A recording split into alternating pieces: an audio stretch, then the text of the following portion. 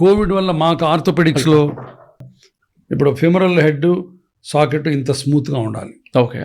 ఇప్పుడు ఇక్కడ ఫ్రాక్చర్ అయితే దాన్ని యంగ్ ఏజ్లో ఫిక్స్ చేస్తాం, ఓల్డ్ ఏజ్లో ఈ బాల్ తీసేసి కొత్త బాల్ వేస్తాం. బాలు సాకెట్ రెండు మార్చితే దాన్ని టోటల్ హిప్ రిప్లేస్మెంట్ అంటారు. ఇప్పుడు ఈ కోవిడ్ వల్ల దీనికి సప్లై చేసే బ్లడ్ వెసల్స్ బ్లాక్ అయిపోయి ఇలా ఉండాల్సిన బాలు ఇలా అయిపోతుంది. తేడా కనపడుతుందా? రైట్. మొత్తం ఈ కార్ట్లేజ్ అంతా పోతుంది. అట్లానే సాకెట్ కూడా దెబ్బతింటుంది. So then it becomes arthritic అంటారు దాన్ని. అంటే పాడైపోయి నొప్పి వస్తుంది, కదలలేని పరిస్థితి వస్తుంది. అప్పుడు ఈ ఆపరేషన్ చేస్తాం. అప్పుడు బాలు సాకెట్ రెండు మారుస్తాం.